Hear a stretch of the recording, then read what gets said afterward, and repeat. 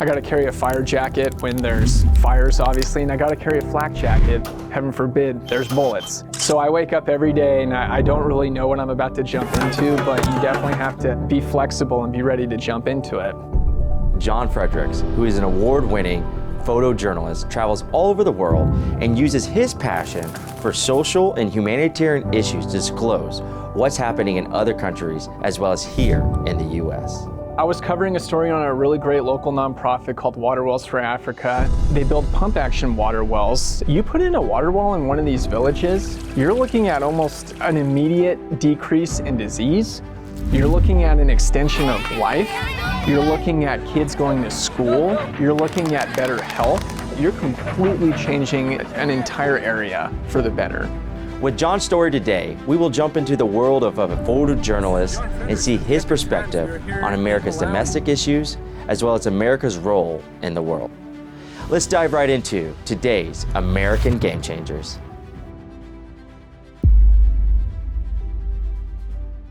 John Fredericks, thank you so much for stopping by American Game Changers. So I wanted you to be here because you're a journalist with the Epoch Times. And you are all around, you've traveled the world, you've seen different things. You just reported in Africa a little bit ago. And my last guest, in my last panel, we kind of talked about America's role in the world, about where do we stand. We just gave $15 billion in aid to Ukraine. But I want to talk to you a little bit about, that has more to do with war and what's going on, but I was going to ask you, since you've done a little bit more on the humanitarian side and covered some really deep stuff. So let's start with that. Tell me a little bit about your trip in Africa and your side and how you see our presence in the world. Yeah, so I was covering a story on a really great local nonprofit called Water Wells for Africa. They're based in Manhattan Beach, California, and Malawi for that matter. So I actually was blessed to tag along with these guys and do a story on them for 3 weeks in the country of Malawi. So a little bit about Malawi. Malawi is the fourth poorest country on earth, and they call the country the warm heart of Africa. Not only is it in the part of Africa where a heart would be on a human, but they are some of the nicest, most wonderful people you will ever meet in your life. Basically what this organization does is they build water wells. They build pump action water wells, and basically you put in a water well in one of these villages, you're looking at almost an immediate decrease in disease. You're looking at an extension of life. You're looking at kids going to school. You're looking at better health. You're looking at more family time. As you know, as of right now, most of the rural villages in Africa, the families can't be together all the time because they're making these long trips, across the crazy, bush terrain, and the girls can't go to school and families can't be together. You put in this water well, you're completely changing an entire area for the better. Wow, that's amazing. And that's where, to me, so this nonprofit is an American nonprofit. It's here in California, you're speaking of. That's where our role is important, is being able to go out there and help. Do you believe if we weren't there, some other country or some other things would fill in that role and investing in places like Malawi and Africa? Yeah, perhaps. I can only speak of, what, I've seen this really wonderful nonprofit do. Basically, it's been, you look at the last 300, 400 years of the African continent, you have a lot of crazy things that happen with countries colonializing it. So many wars, a lot of suppression of people, and for that matter, it's, even in the 90s, America's stint in Africa, especially East Africa, I'm thinking Somalia right now. Wow, it's just, the intention was there, I think. It didn't end well for America in that sense. But does that mean we do not respond and try to help? My answer is always going to be, if you have the resources to help somebody, you help somebody. Yeah. End of story. I tend to agree. And I think that was kind of the debate, I think, with the panel a little bit was, we have resources, we can, but we also have a lot of issues as well, internally that we need to handle. So when you think that when people talk about, all this stuff in Africa and they talk about our stuff internally, How do we navigate between the two and what's important? With all the domestic stuff, should that be such a high focus? Yeah, I mean, like I go back to the same response. If you have the resources to help, you help. And that includes, like the forefront here in America. Now, what that does mean is that's also a personal conviction. If I have a, local homeless person that I see every day, and I'm not saying hi to do the least, I'm not helping, I'm waiting for, I think a lot of us have the excuse, oh, we'll wait till an expert comes in. Like I think you were put there for a purpose to help, and at least, hey, say hi. Things are different. There's a lot of safety issues now. We have there's a lot of struggles with drugs on the street right now. But if you are in a position where you can help, then we take it. And that absolutely goes for our own neighborhoods. Yeah, absolutely. Talking a little bit, one question that I asked the panel was, what if America just completely withdrew? What if we just said, no more foreign aid, no more nothing, that everything that we do comes back to us? What happens? And again, we should be doing, I agree with you that we should be doing what help, but what happens if we completely pull out? And what if we just say isolation and just America and just said nothing to anyone else? I can only go off examples that I see right now of isolationist countries. You have countries like Eritrea right now, who can be considered an isolationist country. They have almost absolutely no press freedom there. You have, hey, we got countries like North Korea, for example. They come in the news headlines quite a bit. You have individuals that are able to actually get across that crazy fortified border of the 38th parallel. And when they are essentially rescued by South Korea and their allies, these guys have a big string of health problems that they have to get corrected because of the food content right now in North Korea. And would this happen to America if we become an isolationist country? I don't know, but I think for that matter, it's I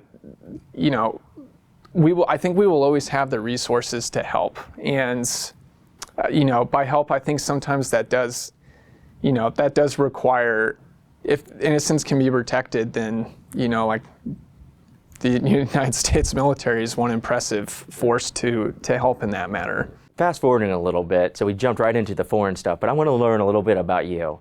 What got you into, so I know you do photography, you do journalists, you've been around the world. What got you into doing what you're doing now?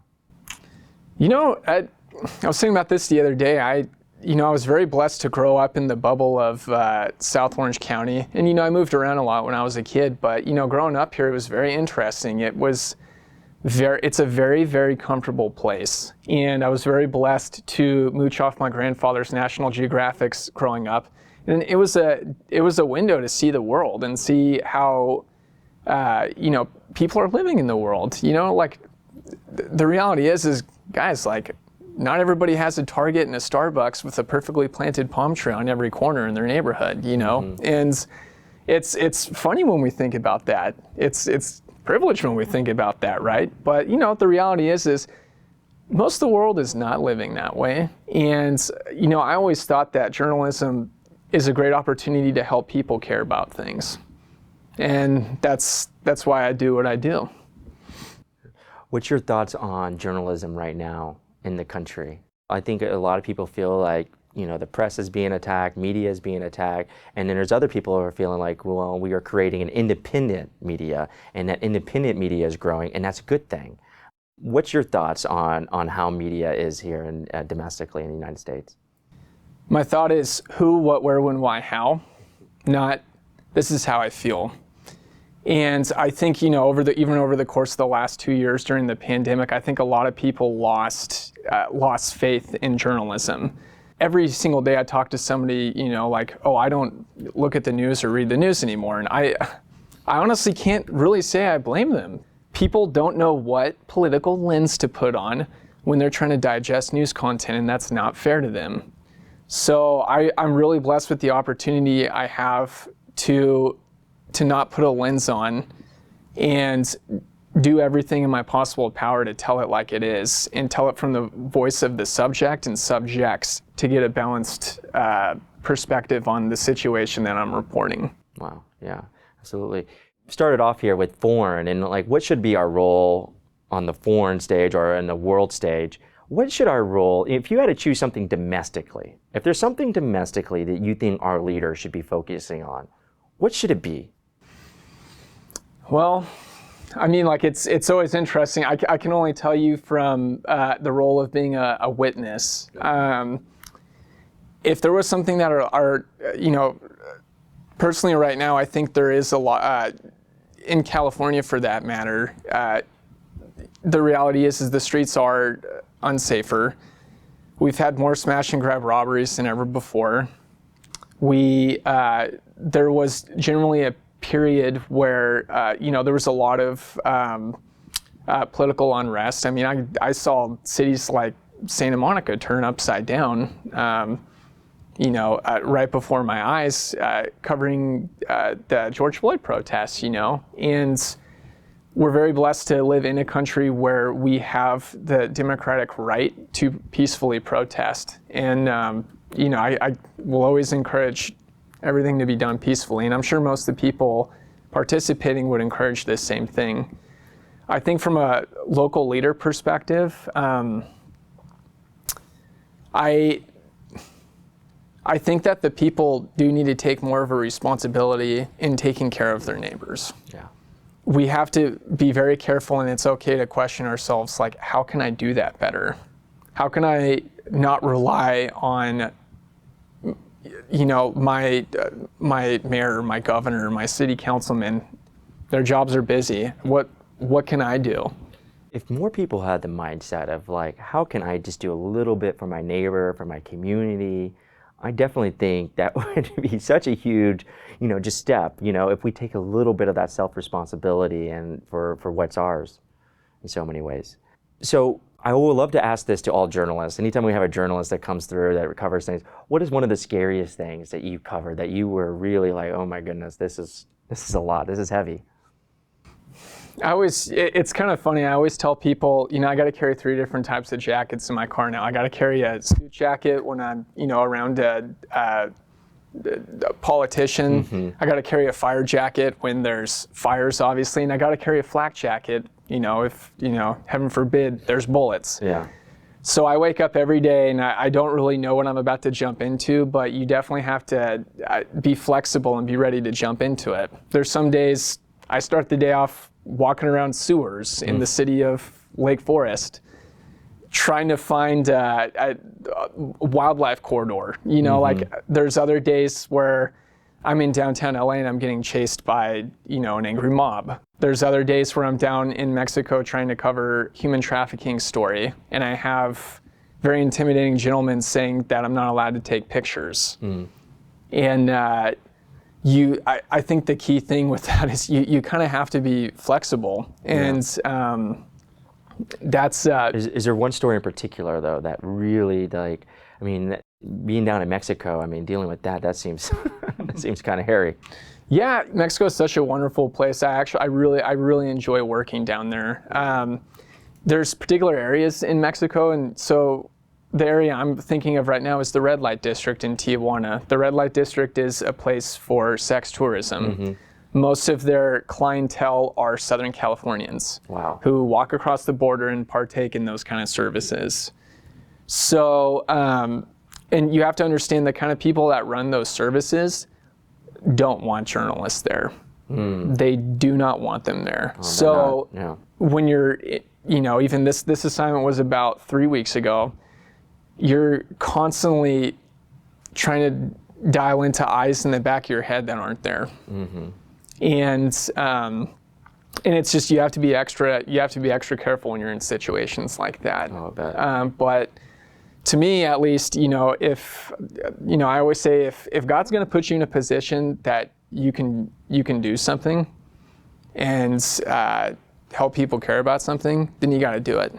I was there, and I'm always blown away by the people I get to connect with in those kind of situations. In this case, it was there's one church that's actually operating in this red light district. Oh, wow. It had been there before all of the brothels were put in, and it's still here now. And these guys actually get, offers all the time. Hey, we'll buy you a new church, we'll buy you land, and we'll move you. We just need you to go so we can put the business of our choice here.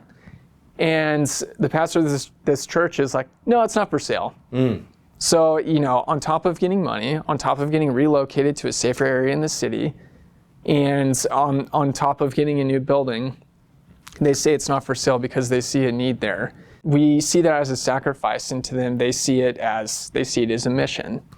Yeah. And I'm always encouraged by that. And, that's one thing that definitely does stick to the heart when I'm very blessed to be able to see situations like that. You go down to an awful situation like that, and you come back and there's a little bit of light out of that. Wow, we could use some more light in this day and age, especially in news right now. Absolutely. It's so interesting to me is like I've heard about red light districts in Amsterdam. I didn't realize there was one Tijuana like right here in Mexico. And I've been to Amsterdam, I've been to Holland and seen the red light district there. There's a church right in the middle of the red light district there, and it's kind of similar. I think they've been offered, I don't know 100%, but I'm sure people have been like, maybe you should be somewhere else. It's great that you tell that story because to me it's like kind of like the nutshell that we were even talking about in this whole conversation, that there needs to be in some ways, and I guess the argument is, there needs to be some little bit of light in all these places, Mexico, Ukraine, everywhere. There needs to be a little bit of, presence of good there. Last question for you. And this is a question I like to ask everyone that comes on my show, and that's a question of hope. What makes you hopeful for the future of our country? What makes you hopeful for yourself personally? What brings you hope? God brings me hope, and that's all there is to it. I'm going to be here one day and gone the next. Anything I can do in the meantime to help bring a little bit of that light in this, crazy dark place, I'm absolutely blessed to do that, and it's only by His strength and not mine. Like I said, when you're going into every day and you don't know where that day is going to take you, it's like you better have your hope in someplace else, because if I put all that on myself, that's that who, what, where, when, why, how is going to start getting a little bit obscured. Right. That's it. That's where it comes from. It's all Him. Yeah. Well, John, thank you so much for stopping by. Really appreciate it. Something tells me you might be back. Oh yeah, we'll see if you let me back on. Let's go. For you're it. always invited. John, thank you so much. Hey, thank you, sir. Appreciate it. Thanks.